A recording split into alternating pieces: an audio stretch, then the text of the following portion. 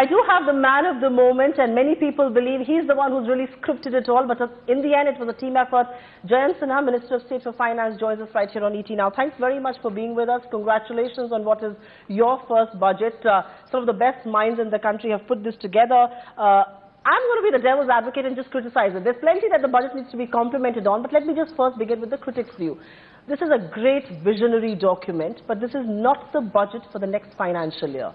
That's the first point of criticism. How will you defend that? Well, it's been a wonderful team effort led, by our extraordinary captain, the Honorable Finance Minister. And it's been after having been a budget watcher for decades, actually, almost 25 years. To be part of the process and to be able to put it together has been an extraordinary honor and privilege. I think we've tried to balance across multiple dimensions. Of course, we've tried to balance all the different audiences that you have to deal with in a budget, but we've also tried to balance the temporal part, which is the part that you're bringing up, which is how do you ensure action on the ground in the short term versus, in fact, putting in place a long-term roadmap. Now, on the long-term side, we've got at least 2 or 3 things that are genuinely groundbreaking. We've got the cooperative federalism, we've got the changes to corporate taxes, we've got the universal social security that we're doing. Obviously, these will take some time to implement, but they're groundbreaking. Now, in the short term, there are 3 or 4 things that I think are extraordinarily important that anybody should pay attention to. First, we are establishing the National Investment and Infrastructure Fund. That's right. It's a sovereign wealth fund, and really by doing that, and in addition to that, enabling 70,000 crores, of which 40,000 crores, as you know, goes into railways, and then enabling infrastructure bonds for a number of our financing agencies, we are making action happen on the ground this year in terms of investment and infrastructure. Without a doubt, you made the infrastructure guys very happy. The 2 big infrastructure CEOs who came on our channel said we couldn't have asked for more. So that's a big compliment. Let me ask you the tougher questions, if I may, as a journalist. The second criticism is, this is a budget for corporate India and the taxpayers. It has very little score as far as equity is concerned. What's your defense on that? Well, the guidance from the Prime Minister was very clear. The Honorable Prime Minister told us that as you put this budget together, make sure that it is pro-poor, pro-farmer and pro-youth. And by pro-youth, of course, we mean jobs, and for that, industry needs to flourish. Right. And so we've worked very hard to make sure that these very important sections of society are getting, services, they're getting incentives, they're getting opportunities that simply were not there before. And as the Honorable Finance Minister said, it has to be a quantum jump. It just can't be incrementalism like it has been. And so when you look at each of these 3, whether you look at pro-people, pro-poor, whether it is the social security that we're doing, whether it is a continued commitment on the subsidy side, whether it's food security, Narega, whether it is kerosene, all of those areas we've made more efficient, we've left them untouched. Obviously, we are doing a tremendous amount when it comes to social security, as we discussed, whether it's pensions, whether it's accident insurance, whether it's life insurance. And then finally, when you look at housing also, we've laid out a very clear roadmap of what we want to do in housing. And that's for the poor.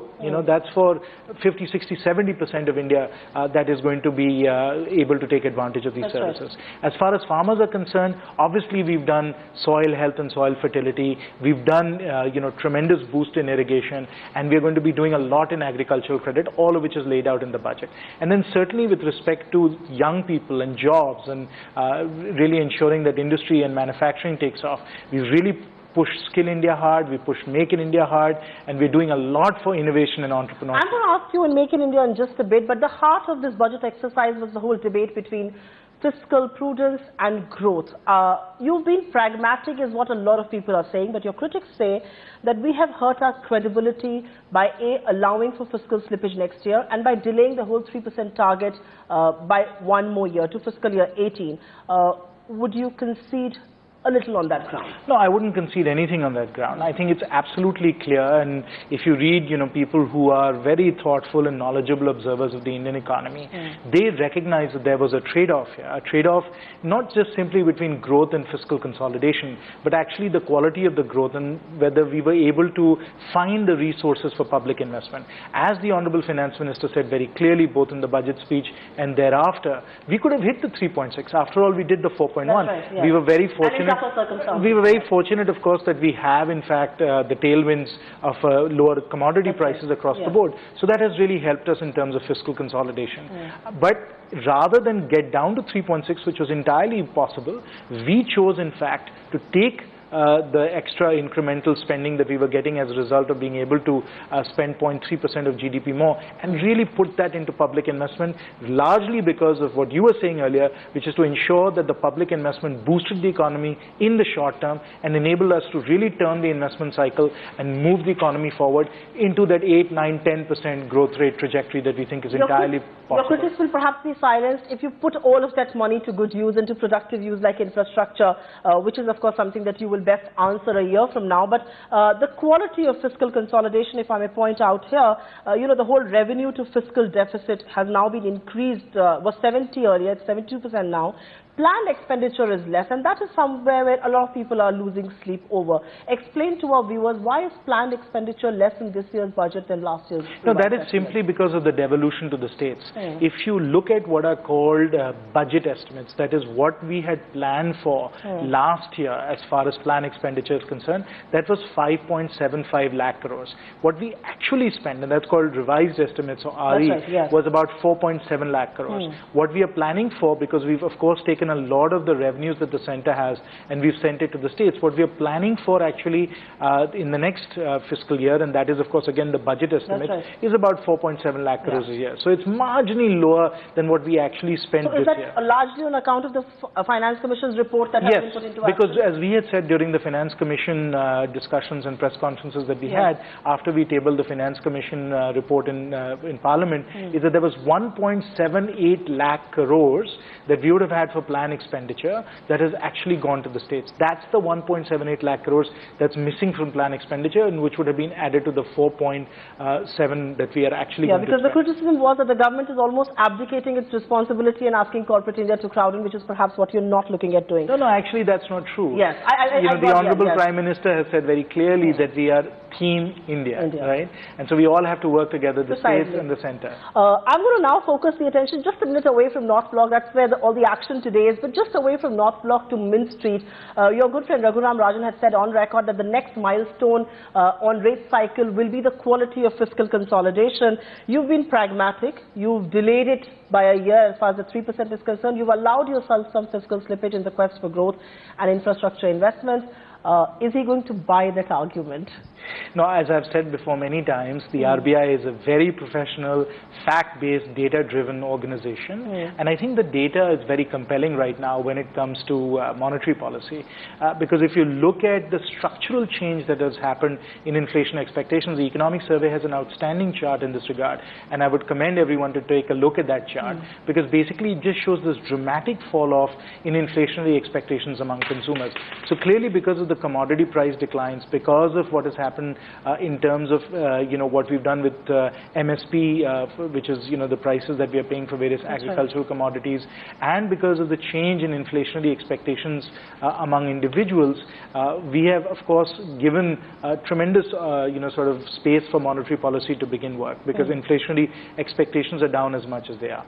Secondly, if you look at the quality of the fiscal consolidation that we are going through right now, I think Dr. Rajan himself on record, as well as all the rating agencies and others, have very clearly said that it's not so much that they're looking at a number. That's right. They're looking at the quality. They're looking at the quality. And if we have taken some of that savings, that 0.3% that we could have used to bring it down to the 3.6, which is what the roadmap was, if we use that actually in a pro-growth way to stimulate the economy through public investment, that they would look at that in a very appreciative way, and I think that's how it will be considered. So more rapid rate cuts should come in? That is a question the RBI can answer. You've also spoken about the new monetary policy framework in this budget. You've arrived at a 6% figure, the RBI was at a 4% figure. Is there dissonance? Has there been meeting of minds? Has there been a dialogue already that the number has been arrived at? Because people are going to read a lot into, once again, North Block versus Mint Street on this aspect. Well, I think that's something you all in the media very much enjoy highlighting, and of course none of that exists. There are many, I think, interesting things, good things in the budget, and that's one of the very important ones. The reality is that we have now put in place what I think is absolutely world-class global standard in terms of monetary policy development, which is to really put together a monetary policy agreement between the Ministry of Finance and the Reserve Bank of India, where we are taking on a flexible inflation objective. And as you know, that's been set out at 4% plus minus 2%. And I think we are very much headed in that direction. So I think this is particularly for people that are in the capital markets, to think about where the currency is going to be at, the stability of our particularly our bond markets and so on. It's going to be very reassuring for them that we've taken this very, very, very notable, significant and important step on monetary policy. Just before I turn focus, I want to speak to you a minute about the capital inflows. The control of equity flows has been taken away from the RBI by changing the FEMA Section 6 Act. How should then RBI now manage the exchange rate? I mean, that is primarily RBI's focus. You've taken away the authority. How are you going to justify that? No, there's no question of justification. In any case, de facto, not de jure, but de facto, effectively the control of equity flows was already with Delhi in a way, with Ministry of Finance, Cabinet, DIPP, etc. That's effectively where the decisions were being done, and RBI was just essentially looking at that and observing it as opposed to truly controlling it. So we've actually moved it now de jure along with de facto here, because that is a decision that is a DIPP decision, not necessarily an RBI decision. Now RBI still maintains full control on debt flows, and of course is still the regulator of the bond, currency and derivative markets, and so in that sense they have all the instruments that they need to actually manage the dollar inflows or currency inflows. So you do not believe by this one move the RBI has been incapacitated to manage the exchange rate, so to say, like a lot of critics have again pointed out? I think that's the media and people in the media just kicking up a storm when none exists. You wanted to take the tough questions, so I'm throwing some of them your way. Just to talk about the foreign investors and just to talk about the inflows, the budget says, the budget has spoken about that at length, and some of your critics say that you've been far too kind to foreign investors. The whole FDI and FII composite limit now, that in a sense is not very good, because you're going to attract a lot of fly-by-night operators, a lot of hot, volatile money into India against the long-term capital investments that would have come in. What's the defense there? I think again, should you not have just done away with the whole? I think these are very unfounded criticisms, and in fact display quite a lot of ignorance about how these markets actually work. As you know, I have been a long-term participant in these markets and know them quite well. The reality is we live in a very competitive global economy, and for us to be able to ensure that we are an attractive destination for investments, and by the way, I mean for that not just from foreign investors but domestic investors as well. Today the Tatas are putting up a Jaguar plant in the US, right? They're putting it up in the US. They could have put it up in India. They could put it up in China. They could put it up in Vietnam. Anywhere they want. Now, this is a domestic company choosing to make an investment in the US, which is perfectly fine. They should absolutely do that because it's in their best business interest. So we have to make sure that it is in fact in the best business interests of companies, both foreign as well as domestic, to do business in India and to create jobs in India and ultimately to create prosperity for all of us. So one of the very important things in this budget, and I want to pause here, because I want people to truly understand this, right? What we are trying to do with this budget is to really put in place a modern 21st century economy here in India, and to ensure that our tax regime, our regulatory regime, the quality of governance that we have is on par with the best in the world. We want to meet all global standards. This has to be a 21st century economy that we create here, because we are really not just thinking about the next 5 years, but the next 20, 25, 30 years. All these decisions today will kind of ripple through and resonate through for all these many years. So we really are thinking that way, and in that regard, it's very important for us as an economy to be both globally competitive, right? Which is why we are doing global standards. Which of course that's the global standards, to be globally competitive. But at the same time, and this is another very important part of the budget, I'm not sure whether the people have fully appreciated the degree to which I think we move forward in this regard, is to be innovation driven. So we're going to create a globally competitive economy that is innovation driven and position us therefore as being one of the leading economic powers of the 21st century. That's a very good point to point out to my next question, and that is GAR. You have deferred it by another 2 years. It's controversial, and like your predecessor, Mr. Chidambaram, has said that if you actually put an untrained person to manage GAR, it is going to be disastrous. So a delay is welcome. What some critics point out is that you're moving towards a soft, quiet burial. I think that was Mr. Chidambaram who said that. I don't agree with him very often, but as far as GAR is concerned, he's got at least the semblance of a point. Very often he doesn't even have that, unfortunately. But in this particular case, the reality is that GAR is a perfectly appropriate set of issues to consider and to evaluate, because you don't want people to be avoiding taxes, and that avoidance of taxes very often blurs into evasion. That's right. Of taxes. Yes. So you really have to understand those things in totality. You have to consider them comprehensively, and then you have to bring in place appropriate safeguards against that, which of course your tax authorities and your tax administration know how to deal with. So at the same time, you also have to remember that we've been very clear with respect to our tax regime, where we said, unlike the previous regime, that we will neither be arbitrary, not capricious. Yes, we want to be simple, we want to be clear, we want to be predictable. And therefore, in that regard, we've said, look, we're going to defer this for 2 years. We're going to examine it closely. We're going to understand what the issues are. There are legitimate issues here as well. Of course, it's disruptive to participants in the market. We'll take all of that into account, and then we'll come up with a decision that people, I think, will be quite comfortable with, and it'll demonstrate the stability and predictability of our tax regime. One more question on tax before I move to the infrastructure fund that we spoke about, and I said I'm going to return to this. Was ending tax terror one of the things that were paramount when you were scripting this budget? Sorry, just say that again. Was ending tax terror. You've said we want to be non-adversarial. We want to go ahead in a transparent way, predictable taxation. Was ending the tax muck, so to say, somewhere on your mind? Because A, you've done away with the whole transfer No, pricing. of course, Supriya. Of course it is. Both the Honourable Prime Minister and the Honourable Finance Minister have said very clearly over and over again that we want to end tax terrorism. We need to have a simple, predictable, fair tax regime, fair for corporates, fair for individuals. Of course, we understand that there is a real tax problem in India in terms of tax to GDP, so certainly we have to solve that.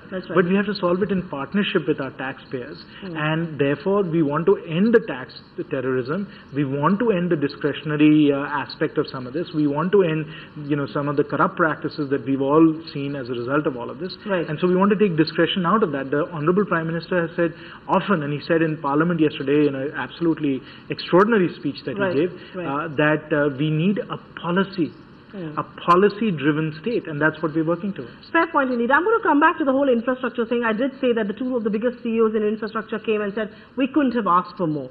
Let me go back to the critics. They say the National Infrastructure Investment Fund, very welcome move. But guess what? We already have something called the NIF earlier. This is just old wine in new bottles. Defend yourself. I think that's, unfortunately very often what happens is in these budget discussions, and having been a participant in these for a long time, you have people who, are just reacting off the cuff without really even just not the fine print, but certainly not even reading the big print, right? If they had read the big print, they would have immediately realized that it's a completely different agency that we are setting up. And I think this is another one of those things in the budget speech and in our policies that is truly game-changing as well. I mean, in effect, this is going to enable us to be able to lever up 20,000 crores a year. This trust is going to get 20,000 crores a year. Once we have the 20,000 crores a year, as the Honourable Finance Minister said, we lever it up.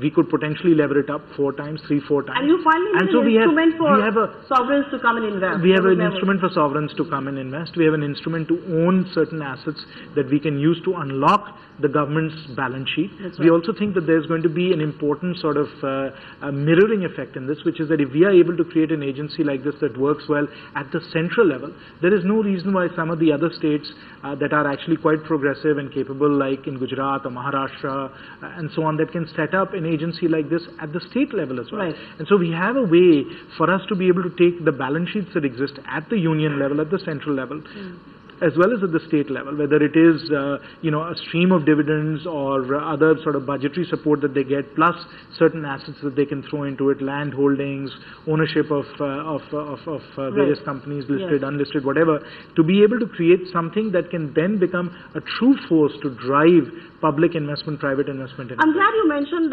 holding in certain listed, unlisted companies. I'm being given cues to wrap up. I'm just going to take two quick last questions.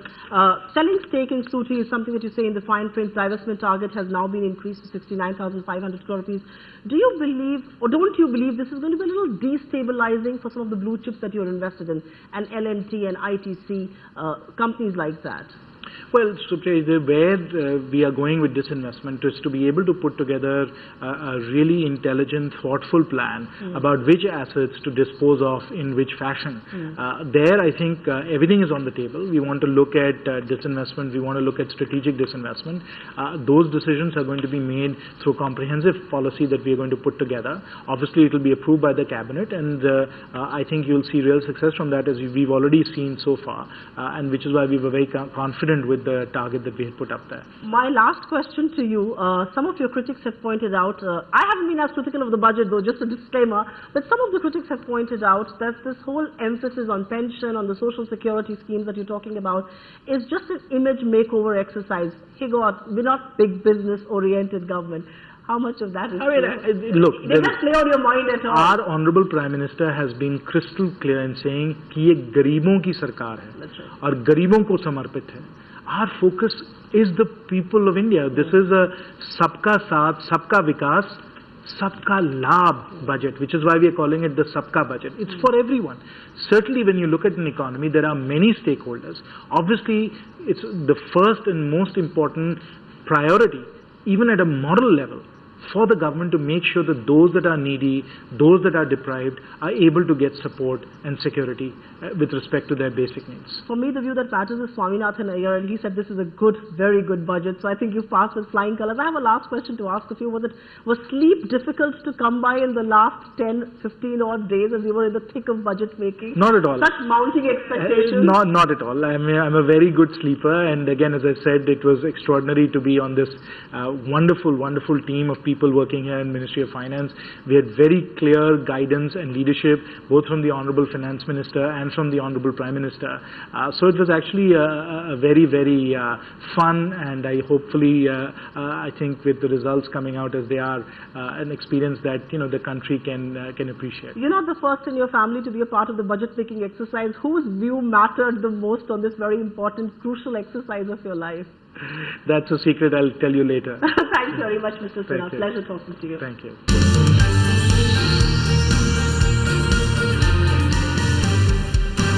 Find us on Facebook at facebook.com/etnow, and don't forget to click the like button. You can also follow us on Twitter at etnowlive. To stay updated with all our programming, hit the subscribe button on our YouTube channel by logging on to youtube.com/user/etnow.